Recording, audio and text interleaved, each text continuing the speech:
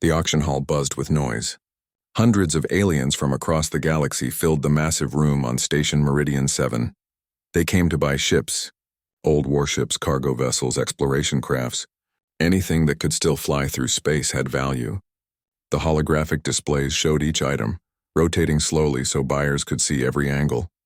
Daewon sat in the back row. He was human, which made him stand out. Humans were new to the galactic community. Only 40 years had passed since first contact. Most aliens still saw humans as children playing in a universe they didn't understand. Daewon didn't care what they thought. He needed a ship. Any ship. He checked his account balance on his worn datapad. 25 credits. That was all he had left. His stomach growled. He hadn't eaten a proper meal in 2 days. G1, his friend and mechanic, had warned him not to come.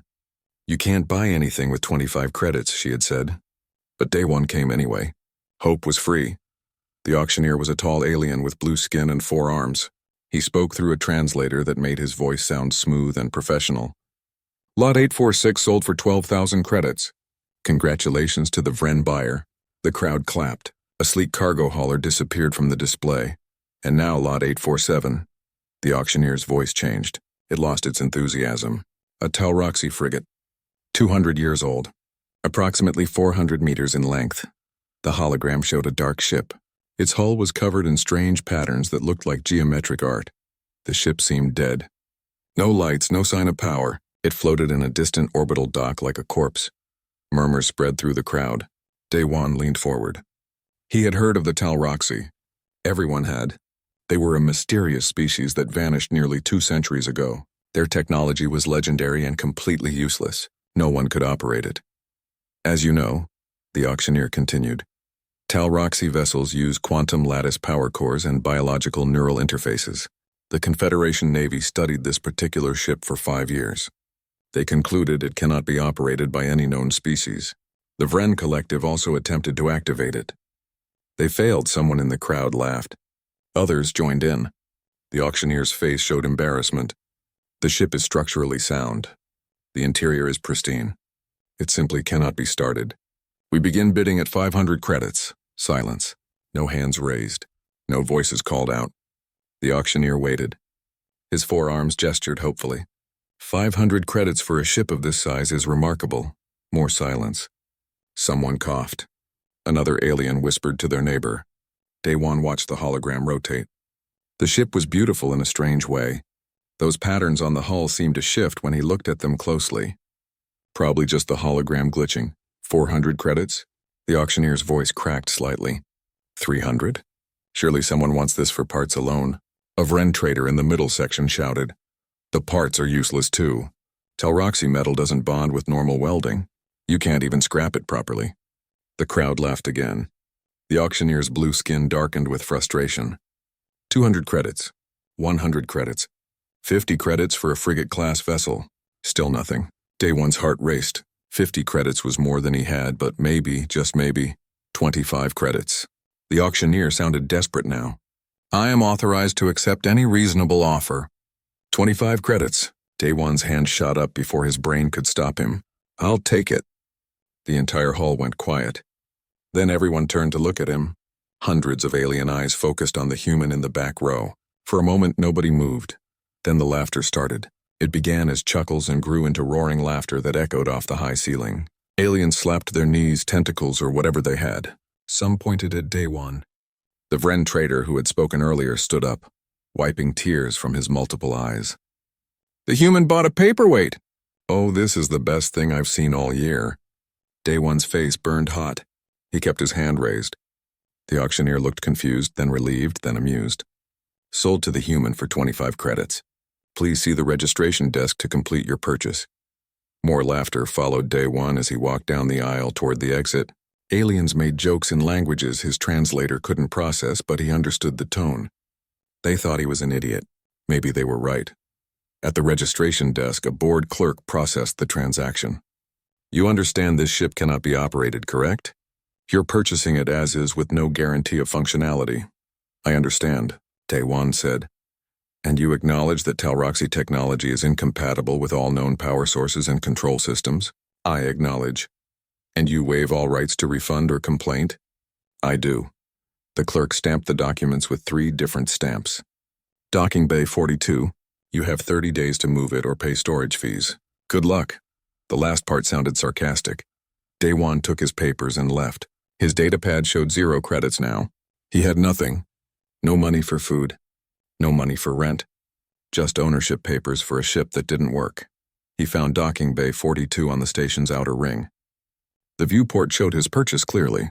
The Talroxy frigate hung in the darkness of space, held in place by docking clamps. Up close it looked even stranger. Those patterns on the hull definitely moved, or seemed to. The ship was dark and cold, but something about it felt alive. Footsteps approached behind him. Daewon didn't need to turn around to know who it was. You actually did it, Jiwon said. She stood beside him, arms crossed. She was shorter than Daewon, with quick eyes that noticed everything. You spent our food money on that. It's a ship, Daewon said quietly. It's a 400-meter paperweight, Jiwon replied. 40 different species have tried to start it. The smartest engineers in the galaxy gave up. What makes you think you can do better? Daewon stared at the ship. He couldn't explain the feeling in his chest. Something pulled at him when he looked at those shifting patterns. Something whispered in the back of his mind. Everyone says it's impossible, because it is impossible. Humans are good at impossible things, Daewon said. He turned to face his friend. We went to space with chemical rockets while other species laughed at us. We learned alien languages in months when they said it would take decades. We've survived in a galaxy that didn't want us here. Maybe we can do this too. Jiwon sighed. She looked at the ship, then back at Daewon. You really believe that? I have to. I just spent my last 25 credits. Despite everything, Jiwon smiled slightly. Well, we might as well look inside before we starve to death. Come on. Let's see what kind of paperweight you bought. They walked toward the airlock together. The ship waited in the darkness. Silent. Patient. Like it had been waiting for 200 years for someone foolish enough to try. Someone who didn't know that some things were supposed to be impossible. Someone exactly like Daewon. The airlock opened with a hiss that startled them both. Daewon had expected it to be stuck or broken. Instead, it responded to his touch immediately. Emergency lights flickered on inside, casting a pale blue glow down the corridor. That's odd, Jiwon said. She pulled out her scanner and checked the readings. The ship still has reserve power. After 200 years, it still has power. They stepped inside carefully. The corridor was wider than those on human ships. The walls had a smooth texture that seemed to shift colors as they moved past. Blue became purple, became green so subtly that Daewon wasn't sure if he was really seeing it or imagining it. Everything looks new, Daewon whispered. His voice echoed strangely. Like nobody ever used this ship. Or like it was abandoned suddenly, Jiwon replied. She touched the wall. The material is warm. Not hot, just warm. Like it's alive. They walked deeper into the ship. The corridors branched in ways that didn't make sense. Sometimes they turned right but ended up going straight. Sometimes they went down but felt like they were going up. Jiwon kept checking her scanner and shaking her head. The internal geometry is wrong. These measurements don't match what we see. Finally, they reached the bridge. The door opened before Daewon could figure out how to open it. The room beyond was circular and beautiful. The walls were covered in crystalline panels that reflected the emergency lights like frozen waterfalls. In the center stood a raised platform with what looked like a command chair. This is incredible, Jiwon breathed. She approached one of the crystal panels. These aren't controls. At least not any kind of control, I understand. There are no buttons. No switches, nothing. Daewon walked to the command chair. It looked too large for a human. He sat down anyway and immediately felt strange.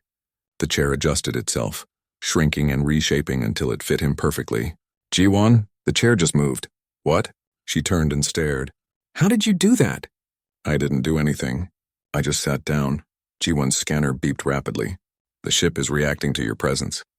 The power levels just increased by 3%. Daewon, stand up slowly, he stood. The chair returned to its original size. The lights dimmed slightly. It knows I'm here, Daewon said. His heart pounded. The ship knows I'm here. For the next 3 days, they practically lived on the ship. Jiwon brought equipment from their tiny apartment. She scanned everything, took readings, and filled notebooks with observations. Daewon spent hours in the command chair, trying to understand what he was feeling. On the second day, Jiwon found something in the Galactic archive. Listen to this, she said, reading from her datapad. The Talroxy used biological neural interfaces for their ships. The pilot's brain had to connect directly with the ship's systems. It says here that the connection required a mind that could think in fractals and harmonics simultaneously. What does that mean? Day One asked. I don't know. But every species that tried to interface with Talroxy ships failed. The Vren have highly logical minds, very organized. The Kesthren think in mathematical patterns. The Helians process information in parallel streams. None of them could make it work. What about humans? Jiwan looked up from her datapad. Human brains are different. We're not as specialized as other species. Our neural pathways are flexible. We can learn new skills, adapt to new situations, think in ways that aren't efficient but are creative. Maybe that's what the Talroxy technology needs. Not perfection, adaptability. Day One returned to the bridge alone that night. The station was quiet. Most beings were sleeping or whatever they did to rest. He sat in the command chair and looked at the crystal panels. They glowed softly in the darkness. He placed his hand on the nearest panel.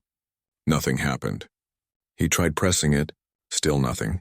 He closed his eyes and thought about flying, about moving through space, about being connected to something larger than himself. Pain exploded in his head. Day One screamed and pulled his hand away. He fell from the chair onto the floor. His nose was bleeding. His vision blurred. The crystal panels flashed red, then went dark. Ji-Won found him an hour later. She bandaged his nose and helped him back to their apartment. No more experimenting alone, she ordered. You could have died. The ship tried to connect with me, Daewon said. His head still throbbed. I felt it. It looked at my mind and rejected it. Like I wasn't good enough. You're not Talroxy. Of course it rejected you, but it tried. That's more than it did for anyone else. Ji-Won didn't argue with that. She gave him medicine for the pain and made him rest. But Daewon couldn't rest. He kept thinking about that moment of connection. It had hurt, but for just a second, he had felt something. Understanding.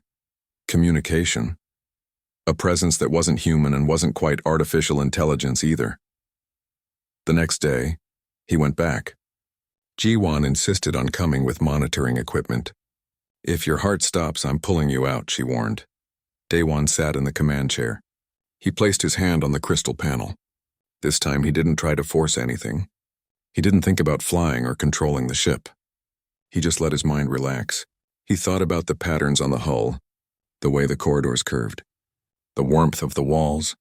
He thought about being patient. The pain came again, but gentler, like pressure instead of stabbing. Daewon breathed through it.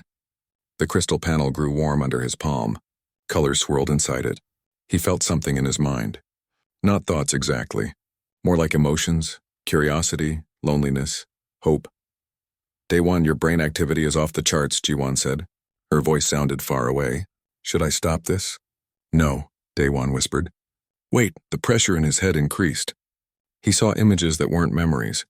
He saw space from angles that didn't exist. He felt time moving in spirals instead of straight lines. His human mind couldn't process it all, but he didn't try to. He just experienced it, let it flow through him like water through a river. Something clicked. The pressure released. Daewon gasped. The crystal panels all around the bridge lit up with soft light. Holographic displays appeared in the air, showing star maps and data in a language he couldn't read but somehow understood. The ship hummed. A deep resonant sound that Daewon felt in his bones. Oh my God, Ji-Won breathed. You did it. You actually did it. Daewon opened his eyes. Tears ran down his face, but he was smiling. The command chair felt warm and comfortable. The bridge felt alive around him. Information flowed into his mind. Not words or numbers. Pure understanding. He knew the ship's name now. The Talroxy captain who had flown it last had called it Whisper of Tomorrow. She was lonely. Daewon said quietly. The ship was lonely. She's been waiting here for 200 years. Waiting for someone who could hear her? She? Ji-Won asked. The ship. She had a captain once. A Talroxy pilot who loved her. When the Talroxy disappeared, she was left behind. She's been asleep, dreaming, waiting. Daewon stood up slowly. The displays remained active. Ji-Won, this ship isn't just a machine. The Talroxy didn't build artificial intelligence. They recorded consciousness. The last captain's mind is preserved in the quantum core. Ji-Won stared at the displays with wide eyes. That's impossible. That's beyond anything we know about technology. I know, but I can feel her. She's not fully awake yet, just aware enough to know I'm here. She wants to fly again. The main power core hummed to life. The sound resonated through the entire ship. Lights came on throughout the bridge, warm and welcoming. The holographic displays showed system checks. Everything was green. Everything was ready. For the first time in 200 years, the whisper of tomorrow was alive. And she had chosen a human to hear her voice. Learning to fly the Whisper was harder than anything Daewon had ever done. The ship didn't have a steering wheel or control sticks. There were no pedals or buttons to press. Everything happened through the neural connection. At first, he could barely make the ship move. He would think about lifting off and the Whisper would shudder and drop back down. He would imagine turning left and the ship would spin wildly. G1 monitored everything from the engineering station, ready to cut power if things went wrong. "You're thinking too hard," she said during their 5th practice session. They were in the docking bay with permission to do short flights. "The readings show you're trying to control every system separately. Maybe you need to stop trying to fly it and just feel it." Daewon closed his eyes. He was tired. His head hurt from the constant neural connection. Sweat ran down his face. "I don't know how to just feel it. I'm not Tal Roxy. No, but the ship chose you anyway. Maybe being human is exactly what she needs." He tried again. This time, instead of thinking about commands, he thought about where he wanted to go. Just a simple desire to move forward. The Whisper responded smoothly.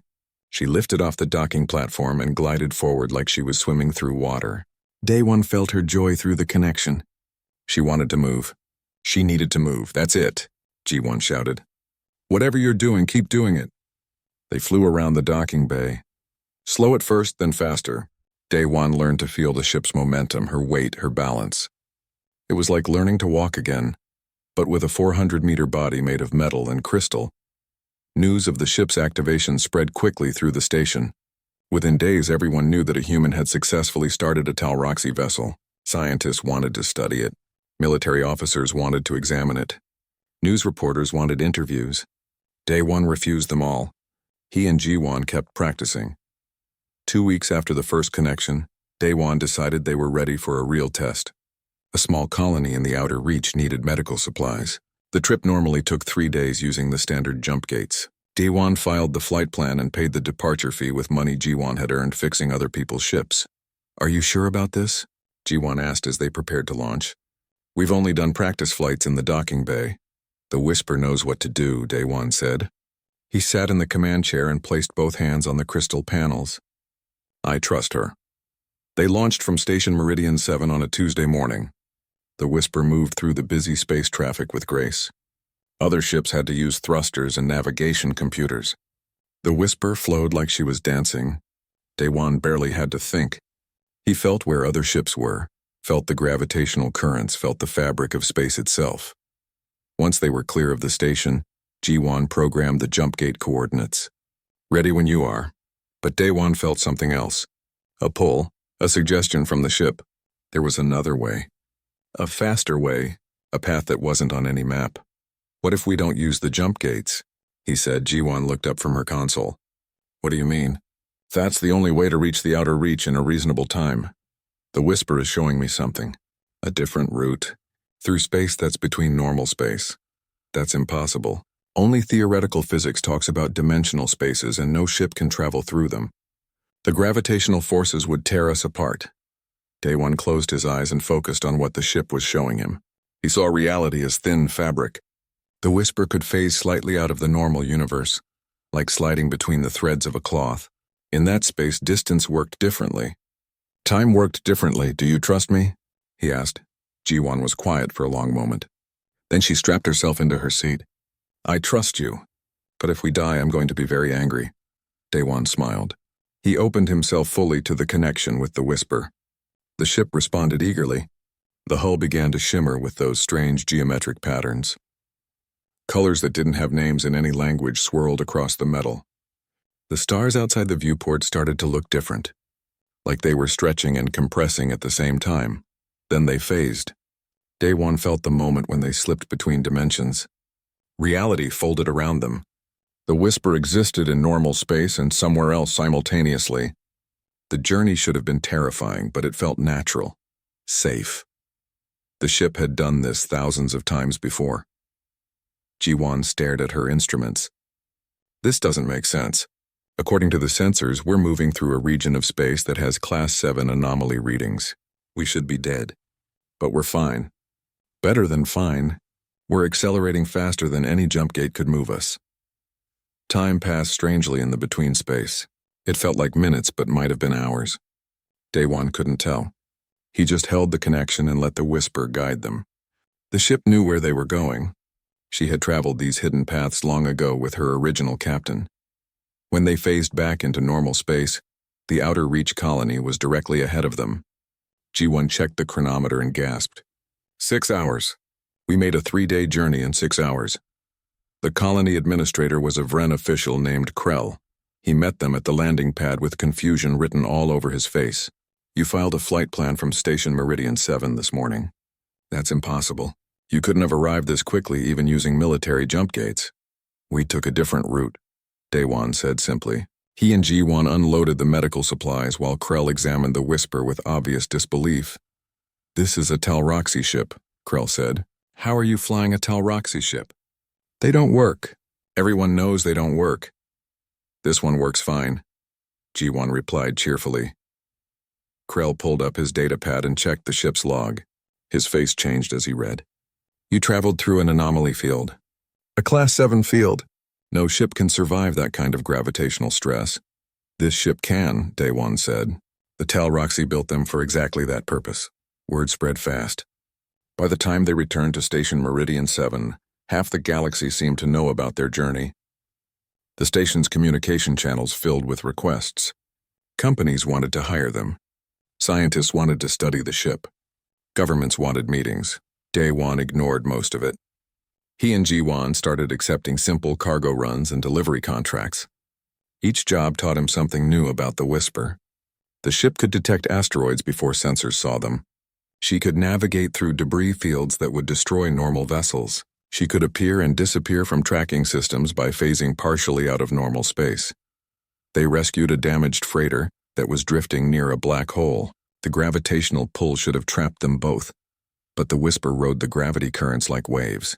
They delivered emergency supplies to a station during an ion storm. The electromagnetic field should have fried their systems, but the Whisper's quantum core was unaffected. With each mission, the bond between Daewon and the ship grew stronger. He began to understand what the Talroxy had created. These weren't just ships. They were partners.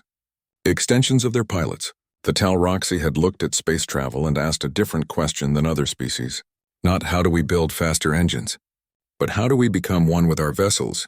One evening, Ji-won found Daewon sitting in the observation deck. He was watching stars drift past. You've been quiet today, she said. I'm thinking about the Talroxy, Daewon replied. Why did they disappear?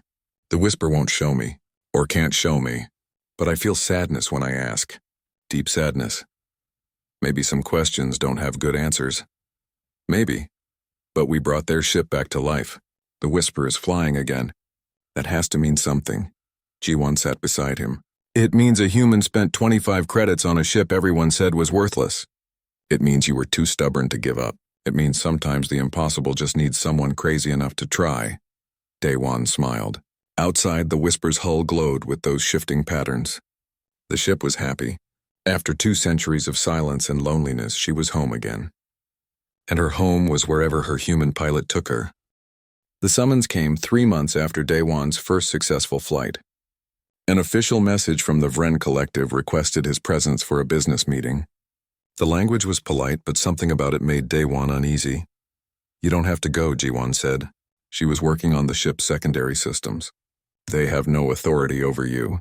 If I refuse, they'll just make it official. Better to hear what they want now. The meeting took place in a private conference room on Station Meridian 7. Daewon arrived to find 5 Vren officials waiting. They all wore the dark uniforms of military advisors. The one in the center, an older Vren with silver markings on his face, gestured to an empty chair. Please sit. I am Trelvor, senior advisor to the Vren Defense Council. Thank you for coming, Daewon sat. The chair was uncomfortable, designed for Vren bodies, not human ones. He suspected that was intentional. "What can I do for you?" "We want to buy your ship," Trevor said directly. "We're prepared to offer 50 million credits. Additionally, we'll grant you full Vren citizenship and a position as consultant on Talroxy technology." The number made Daewon's head spin. 50 million credits was more money than he could imagine. He could live comfortably for several lifetimes. "That's generous." "It's fair," Trevor corrected. "You've proven that Talroxy vessels can be operated. That knowledge is valuable. The ship itself is priceless. Then why sell it for any price?" Trevor's expression hardened. "You don't understand what you possess, human. That ship represents technology that could shift the balance of power in this galaxy. In the wrong hands, it could start wars. We're offering you a fortune to prevent that. And if I refuse, then you'll be making a serious mistake." Trevor leaned forward. "The Talroxy disappeared 200 years ago. Their technology was locked away for good reasons. Reasons you're too young and too inexperienced to understand. Take the money, walk away. Live well." Daewon stood up. "The Whisper chose me. She's not just technology. She's alive in her own way. I won't sell her." He left before Trevor could respond. But as he walked back to the docking bay, he felt eyes watching him. The station suddenly seemed less friendly. That night, Jiwan showed him what she had found. She had been researching Talroxy history in the Galactic archives. "The official story says the Talroxy ascended to a higher plane of existence," she explained. "But I found classified documents, old reports that were supposed to be deleted. Day one, the Talroxy didn't disappear. They were killed." "What?" "A coalition of species decided the Talroxy were too powerful. Their ships, their technology, everything was beyond what the rest of the galaxy could match. So they formed a secret alliance. They hunted down every Talroxy world and destroyed them. Then they hunted down every Talroxy ship." Daewon felt sick. "That's genocide." "Yes, and afterward they agreed to never let Talroxy technology become operational again. There's a treaty. A secret treaty that the major powers signed. No one is supposed to activate these ships. Ever. So by flying the Whisper, I broke a 200-year-old agreement." "You broke a conspiracy," Jiwan corrected. "Those species committed genocide and then covered it up. Now you've proven their victims' technology still works. They're afraid. Afraid of what it means. Afraid that humans might become what the Talroxy were." Daewon sat down heavily. Through his connection with the ship, he felt the Whisper's sadness. She knew, of course she knew. Her creators had been murdered. "What do we do?" "I don't know, but we need to be careful." They tried to be careful, but careful wasn't enough. 2 weeks later, while transporting refugees from a border conflict, 3 Vren warships appeared on their sensors. They surrounded the Whisper and demanded Daewon's surrender. Trevor's voice came through the communication system. "This is your last chance, human. Power down your vessel and prepare to be boarded. The Talroxy ship will be secured. You and your crew will face charges of operating prohibited technology." Jiwan looked at Daewon. "What do we do?" The refugees in the cargo bay were depending on them. Families fleeing violence. Children who just wanted safety. Daewon couldn't let them down. He placed his hands on the crystal panels. "Hold on," the Vren ships opened fire. Energy beams that could melt through normal hull plating. But the Whisper wasn't normal. Daewon felt the attacks coming through his connection with the ship. He phased them out of normal space a split second before the beams arrived. The weapons passed through where the Whisper had been, hitting nothing. "Impossible," Trevor shouted over the communication system. "All ships full assault pattern." Daewon didn't think anymore. He just felt. The Whisper moved like water flowing between attacks. She appeared behind one warship and fired a precise beam that disabled its engines without killing anyone. She phased above another and released an electromagnetic pulse that shut down its weapons. The battle lasted less than 5 minutes. The 3 Vren warships floated helpless in space, their crews unharmed but their vessels completely disabled. Daewon brought the Whisper around to face them. He opened a communication channel. "Tell your defense council something," Daewon said. His voice was calm but firm. "The Talroxy built these ships for a reason. Not for war. For exploration. For connection. For understanding. You destroyed them because you were afraid. But fear doesn't change the truth. These ships exist. This technology exists. And humans will use it." He cut the channel and jumped to hyperspace before anyone could respond. The refugees cheered. Jiwan slumped in her chair, shaking. "That was insane. We just attacked 3 military warships. We defended ourselves, Daewon corrected. There's a difference. But he knew the consequences would be severe. And he was right. Within hours, the Vren Collective issued a formal declaration. Talroxy technology was officially classified as hazardous. Any ship using it would be seized. Any pilot operating it would be arrested. The Kestran Empire and the Helion Dominion joined the declaration. 3 of the galaxy's major powers united against one human and his ship. Earth's Confederation government issued a statement, distancing themselves from Daewon's actions. The human ambassador publicly condemned his reckless behavior. We're outlaws now, Jiwon said. They were hiding in an abandoned sector. The Whisper's sensors extended to watch for pursuers. Yes, Daewon agreed. They'll never stop hunting us. Probably not. So what do we do? Daewon thought about the Whisper, about the Talroxy captain whose consciousness lived in the quantum core, about a species that was killed for being advanced, about ships that were buried and forgotten because they represented change, about humans being called children and told to stay in their place. We find the other ships, he said. Jiwon stared at him. What? The Whisper isn't the only Talroxy vessel. There have to be others, ships that were locked away or abandoned. If we can find them, if we can wake them up, we can prove that this technology shouldn't be hidden. We can prove that Talroxy deserved better than genocide and lies. That's crazy. That's impossible. Daewon smiled. People said that about flying the Whisper too. A message appeared on his console, encrypted from an unknown source. Daewon opened it carefully. Text appeared on the screen. I know who you are. I know what you're trying to do. I can help. 7 more Talroxy ships have been located. If you're serious about this, meet me at coordinates attached. Come alone. Tell no one. Signed, Hana. Jiwon read the message over his shoulder. It could be a trap. It probably is a trap. But you're going anyway. Daewon looked at the coordinates. A remote moon in an uninhabited system, far from any major traffic routes. Yes, because if there's even a chance more ships exist, we have to try. The Whisper has been alone for 200 years. She shouldn't have to be alone anymore. Through the neural connection, Daewon felt the ship's response. Agreement, hope, determination. The Whisper's hull glowed with those shifting patterns. She was ready for whatever came next. And so was her pilot. The moon was gray and lifeless. Nothing grew on its surface. No atmosphere protected it from radiation, just rocks and dust and emptiness. Daewon brought the Whisper down carefully, scanning for threats. Jiwon stayed behind on a safe station, ready to send help if this was a trap. A single small ship sat on the surface. Human design, older model.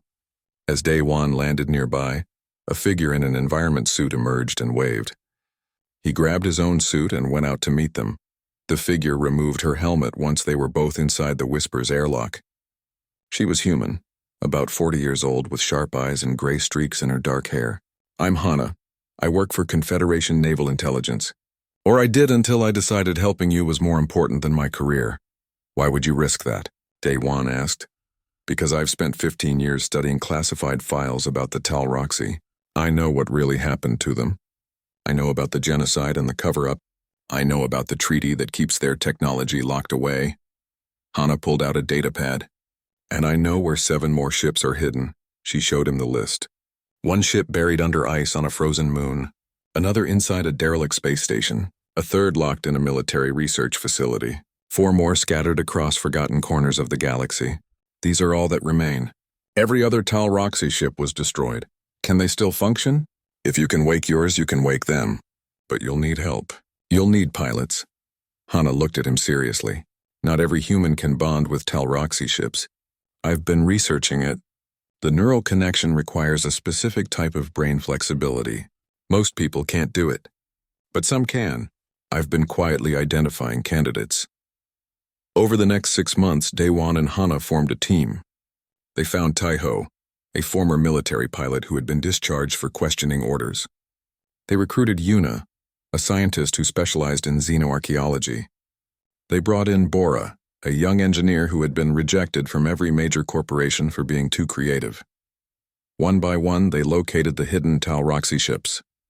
Each recovery was dangerous. The ice moon ship required drilling through kilometers of frozen rock. The derelict station was guarded by automated defenses. The military facility had to be infiltrated during a shift change. But they succeeded every time because the whisper helped. She could phase through security fields. She could detect patrol patterns. She was protecting her sleeping sisters. Each ship was different. Tejo bonded with a heavy cruiser called Storm's Edge. The ship was aggressive and powerful, eager to fly fast and fight hard. Yuna connected with a scout vessel named Silent Observer that could become nearly invisible. Bora fell in love with a carrier called Mother's Wings that could deploy small autonomous drones. The last ship they found was the largest, an ancient dreadnought buried in an asteroid field. It had been there so long that rocks had fused to its hull. When Daewon first saw it, he felt something through the whisper's connection. Recognition. This was the flagship, the most powerful Tal Roxy vessel ever built. They spent 3 weeks cutting away the asteroids. When they finally cleared enough to board, Daewon went inside alone. The ship was massive. Its corridors were wide enough to drive vehicles through. The bridge looked like a cathedral, with crystalline panels rising toward a domed ceiling. No one had found a pilot for this ship yet. Everyone who tried reported the same thing. The dreadnought was too powerful, too old, too complicated. Its consciousness was deeper and stranger than the others. But Daewon had to try. He sat in the command chair. It was so large he felt like a child. He placed his hands on the crystal panels and opened his mind. The pain was immediate and overwhelming. This ship didn't just want to connect. It wanted to test him. To see if he was worthy, Daewon held on through the pain. He felt the dreadnought's memories. Battles fought centuries ago. Explorations of distant galaxies. The love between this ship and her Tal Roxy captain. And then the end. The betrayal. The attack. The captain's final order to shut down and hide. To wait for someone who might understand what they had tried to build. The connection stabilized. The pain faded. The dreadnought systems came online with a sound like thunder. Her name appeared in Daewon's mind. Voice of Ages, the flagship of the Tal Roxy fleet, the last guardian of a murdered civilization. Hello, Daewon whispered. I'm sorry for what happened to your people, but we're going to make sure their legacy isn't forgotten. The ship hummed in response. Agreement, and something else. Hope. By the time they had recovered all 7 ships, the galactic powers were panicking. The Vren Collective, the Kesthren Empire, and the Helion Dominion formed a military alliance specifically to deal with the Tal Roxy ships. They declared all of them illegal and sent a combined fleet to Station Meridian 7, where they knew Daewon would eventually return. Over 50 warships surrounded the station. The largest military force assembled in decades. The Alliance commander issued an ultimatum. Surrender the Tal Roxy vessels within 24 hours or face destruction. Daewon gathered his team on the Whisper's bridge. Tejo wanted to fight. Yuna wanted to run. Bora was calculating odds and didn't like the numbers. Hana remained calm. Whatever you decide, I'm with you. We can't run forever, Daewon said. And I won't surrender. The Tal Roxy built these ships to explore, to connect, to push boundaries. Their creators were killed for that. I won't let their ships die too. So what do? Tejo asked. We show them what these ships can really do. The 5 Tal Roxy vessels launched from their hiding places. They moved into formation, facing the Alliance fleet. 50 warships against 5. The numbers were absurd. But the Tal Roxy ships weren't normal vessels. The battle began when the Alliance fleet opened fire. Thousands of energy beams and missiles filled space. Daewon felt the attacks through his connection with the Voice of Ages. He didn't give commands. He didn't need to. The 5 ships moved as one. Their pilots connected through the quantum resonance of their vessels. They phased through the weapons fire. They appeared behind enemy ships. They struck with precision that disabled weapons without killing crews. The Alliance ships tried to adapt. They changed formations. They used different tactics. But they were fighting opponents who could see the battlefield in dimensions they couldn't perceive. The Tal Roxy ships moved through space like dancers, graceful and deadly. Within an hour, 20 Alliance warships were disabled. Within 2 hours, 40. The remaining 10 retreated, unable to land a single effective hit. The station's population watched in stunned silence as 5 ships defeated the most powerful military fleet in recent history. Daewon opened a communication channel to the entire galaxy. His voice carried to every station, every planet, every government. 200 years ago, the Tal Roxy were killed because you feared their advancement. You destroyed an entire species and covered it up with lies. You kept their technology locked away because you were afraid of change. But we're not the Telroxy. We're humans, and we don't accept that some doors should stay closed forever. He paused, feeling the support of his fellow pilots through their shared connection. These ships exist. This technology exists. We're willing to share it, to teach others, to prove that advancement doesn't have to mean conflict. But we will never surrender them. We will never let fear dictate what's possible. The galaxy responded with chaos. Some governments condemned the battle. Others praised it. The younger species, those who had been kept in secondary positions by the established powers, celebrated openly. Humans had challenged the old order and won. Over the next 5 years, everything changed. More Telroxy ships were discovered, some in forgotten warehouses, others in ancient battlefields. Dozens of vessels that had been sleeping for centuries. And humans weren't the only ones who could bond with them. Hana's research proved that members of younger species, those whose minds hadn't become too specialized, could also form connections. The ships welcomed them all. Station Meridian 7 became the center of a new movement, the Telroxy Legacy Foundation, dedicated to studying and preserving ancient technologies that the old powers had buried. Daewon served as its director, though he spent more time flying the Voice of Ages than sitting in meetings. One morning, he stood on the station's observation deck, watching ships come and go. Telroxy vessels moved among conventional craft, their hulls glowing with those strange geometric patterns. A young human cadet approached nervously. "Sir, they say you started all this because you spent your last money on a broken ship. Is that true?" Daewon smiled. He remembered sitting in that auction hall, hungry and desperate, raising his hand when everyone else was laughing. "I didn't buy a broken ship. I bought a chance. The whisper taught me something important. Nothing is useless and nothing is impossible. You just need to be willing to listen, to adapt, and to believe that the universe has more wonders than limitations." The cadet nodded thoughtfully and walked away. Daewon returned his attention to the stars. Somewhere out there, Jiwon was leading an expedition to a newly discovered Telroxy outpost. Taeho was training new pilots. Yuna was translating ancient Telroxy texts. Bora was developing new applications for the technology. The whisper of tomorrow rested in her docking bay, her systems humming contentedly. Through their bond, Daewon felt her satisfaction. She was no longer alone. Her sisters flew again,